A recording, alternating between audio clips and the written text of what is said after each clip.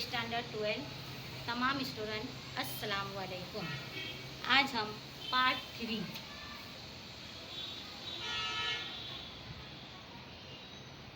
3 chapter 1 अर्थशास्त्र में आलेख मासियात में तरसीम।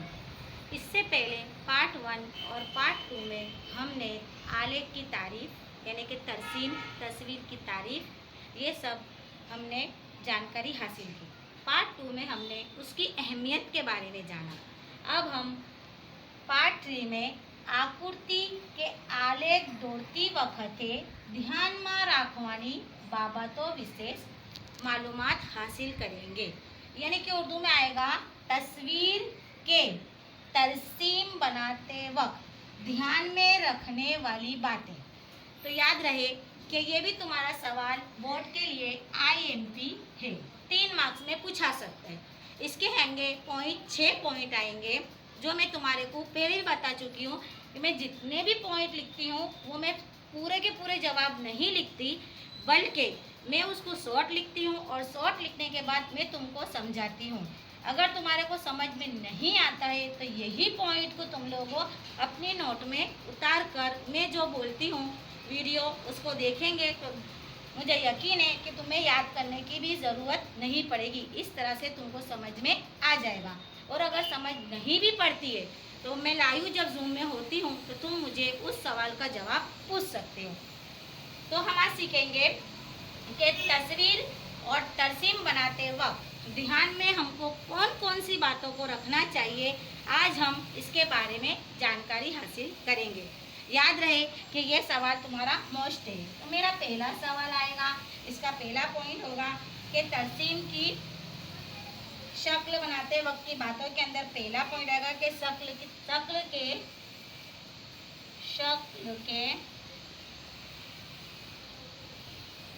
तरसीम की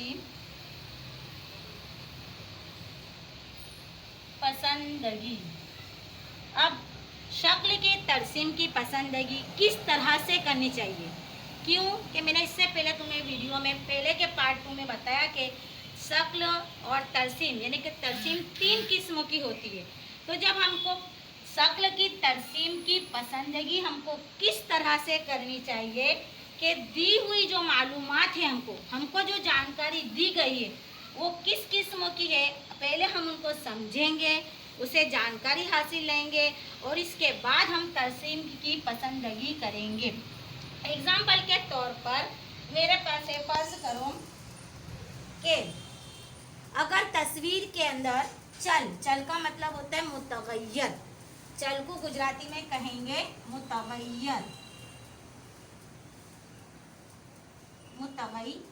अगर मेरे पास चल एक होता है, यानी कि फर्ज करो कि चल मेरे पास है 20, 28, 40 और साल। मान लो कि साल मेरे पास है 1921, 1922 ... करके ये है। तो मेरे पास यहाँ पर चल एक है, मेरे पास कितना है? मुतगय्यर मेरे पास एक है। तो जब मैं तरसीम बनाऊंगी तो वो मेरी तरसीम जो मेरी बनेगी वो कैसी बनेगी? सुतूनी बनेगी। कैसी बनेगी? स्तंभ आकृति, जिसको हम क्या कहेंगे? स्तंभ आकृति। याद रहे कि अगर मेरे पास मुतगय्यर यानी कि चल एक है मेरे पास, तो उसकी जो मैं तस्वीर बनाऊंगी या आकृति बनाऊंगी वो स्तंभ आकृति बनाऊंगी।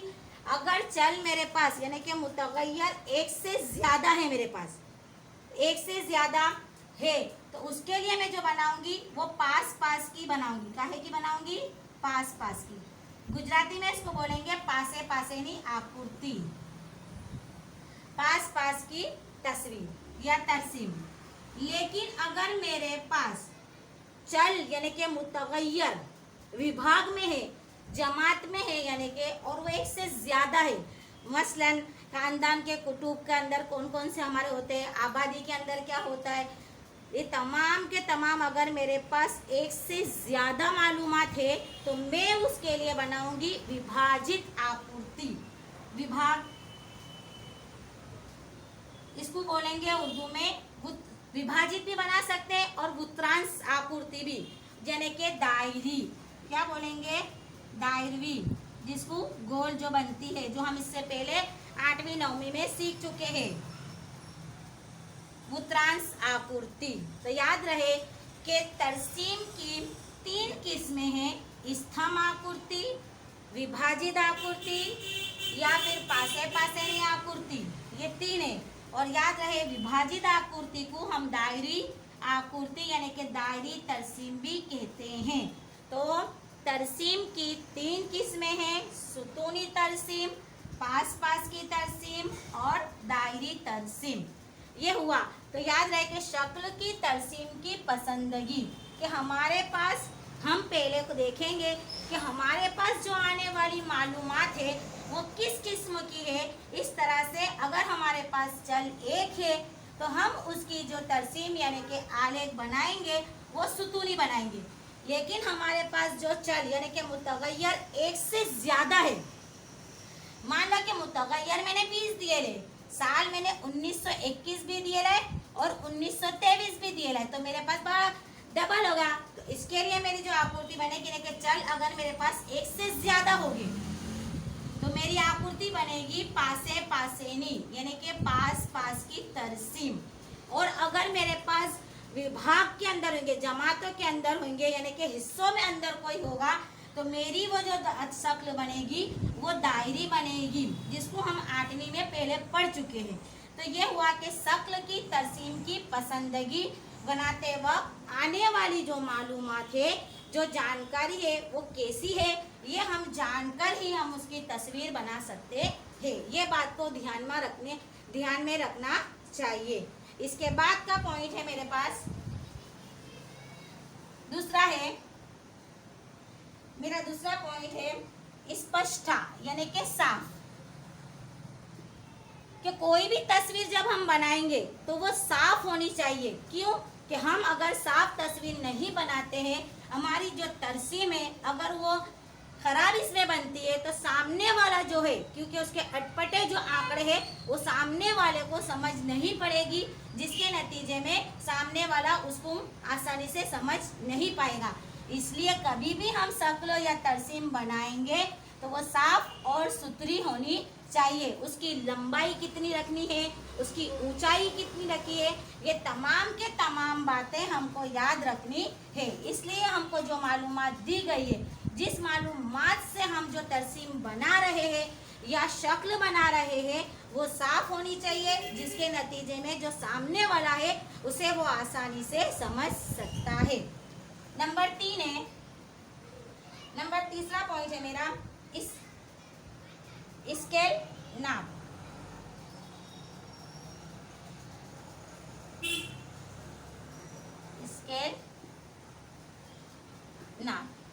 स्केल नाप है। तो स्केल नाप के लिए ये बताया है कि आकृति के आलेख बनाते वक्त हमें स्केल नाप रखना जरूरी है। स्केल नाप रखना है, और स्केल नाप जब हम रख रहे हैं तो उसको बताना भी हमको ज़रूरी है कि अगर हमारे पास मालूमात जो है वो छोटी है तो हम स्केल नाप को छोटा लेंगे, लेकिन अगर हमारे पास स्केल नाप बड़ा है तो हम उसको बड़ा लेंगे।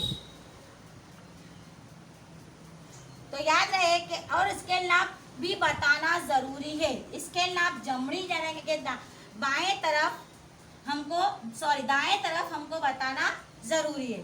तो स्केल नाप यानी कि आकृति के तस्वीर जब हम बनाएंगे तो ज़रूरी है कि कितना माप हम ले रहे हैं, इससे सामने वाले को आसानी से पता चल सकता है कि मालूमात कैसी है।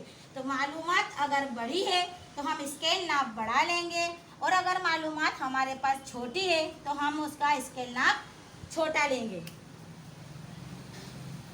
नंबर है, अब इसके बाद हम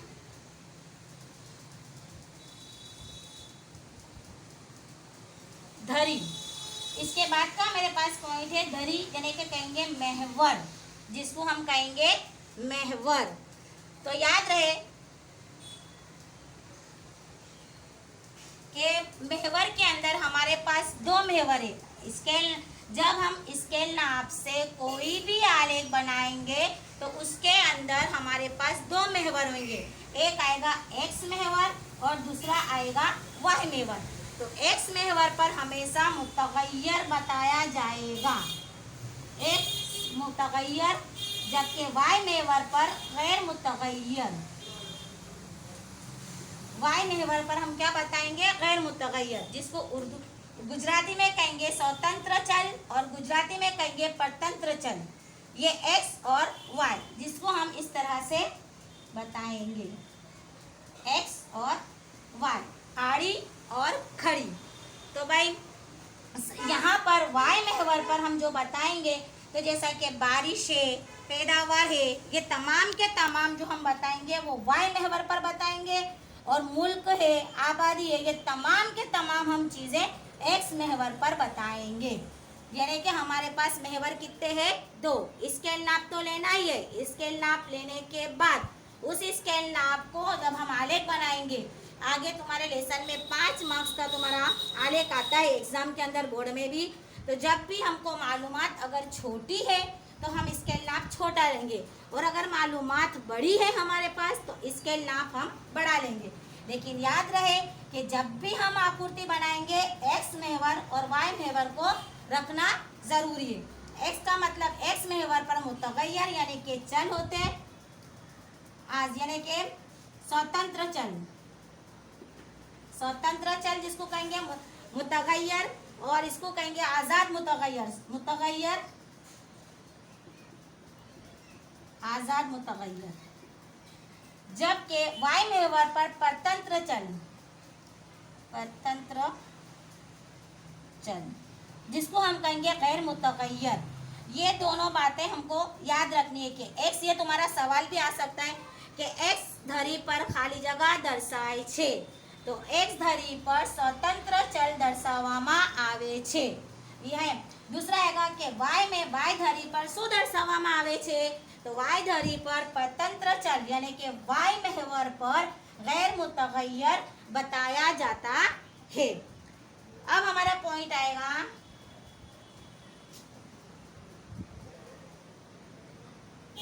कि मालूमात के शोबे, मालूमात के शोबे जिसको कहेंगे स्रोत, यानी कि माहितीनो स्रोत।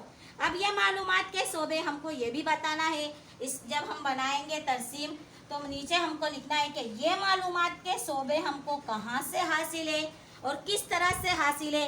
जैसा कि इससे पहले मैंने तुम्हारे को बताया था कि हमारे भारत के अंदर एक संस्था है CSO, केंद्रीय आंकड़ा संस्था। ये हमको बताना है ये मालूमात के शोबे यानी कि मालूमात के शोबे हमें कहाँ से हासिल होते हैं, कौन सी तंजीमों से हासिल होते हैं। तो हमको अगर पता है तो हम अगर नीचे लिखेंगे तो अच्छा रहेगा। तो ये हमारे को CSO है, तो मालूमात के शोबे भी हमको लिखना ज़रूरी है, ये भी एक बात ध्यान में रखना है। इसके बाद जो आएगा आखिरी पॉइंट होएगा वो होएगा कि मालूमात को गिनने का तरीका यानी कि पद्धति, या मालूमात को हल करने का तरीका, हल करने का तरीका। तो मालूमात को हल करने का तरीका है, इससे पहले क्योंकि मैंने बताया था कि अर्थशास्त्र में आंकड़ा शास्त्र यानी कि आंकड़ा शास्त्र का इस्तेमाल बहुत ही होता है, यानी कि शुमारियात के वसाइल का इस्तेमाल ज़्यादा होता है। तो मालूमात हासिल करने के तरीके के अंदर तमाम चीज़ें हम शुमारियात के वसाइल की हासिल कर सकते हैं जब हमको जानकारी होगी। तो मैंने बताया था कि वृत्तांश आपूर्ति के अंदर उसका एक सूत्र है जो मैं तुम्हारे को बताऊंगी आगे। तो मालूमात हासिल